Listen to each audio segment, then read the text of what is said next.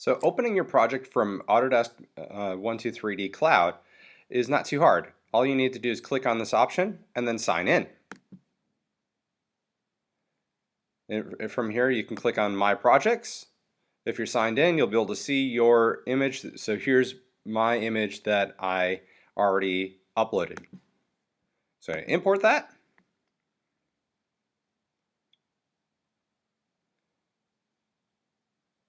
And it downloads over so carefully.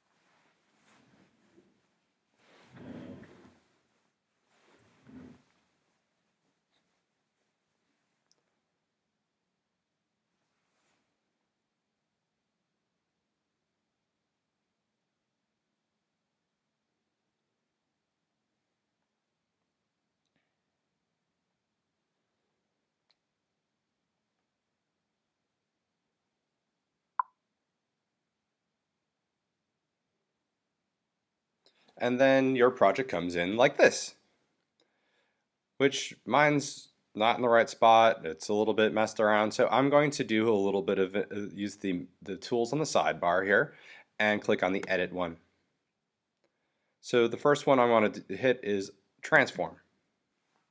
So I want to use the green arrow to move it up. And I can hold the option key to help myself be able to move around my object. And what I want to be able to do is have the bulk of my project with the detail on the side down. So I'm going to rotate my object so my frogs back and bottom are kind of downward because I want more of the detail off the bottom. So I'm going to rotate it around like that. And then I'm going to hit the accept button.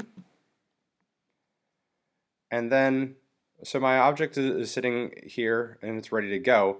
But because this is a three-dimensional object that is not a solid shape like a sphere, or a probably a better example is a cube where it has a flat edge. I don't have a big flat edge, so I need to create some supports, and that's what Meshmixer will do here. So if I hit the analysis button and I look for the overhangs button, so this allows me to generate supports, and normally what I want to do is have my angle threshold set quite low. I don't want to have a whole lot of ability here. I want this to be set quite low, and I'm going to hit the generate support button. Now it's automatically looking at my object and telling me how many supports it thinks I need. So here I've got a few different supports in there to help hold up the object while it's being 3D printed. And for me today, I think that looks pretty good. All right. So if I'm happy with it, I'm going to hit done.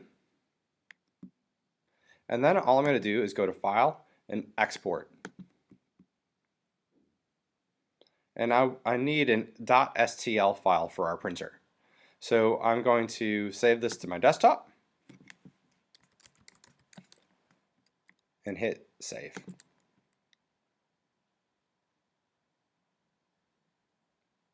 And then we're ready for printing in the next step.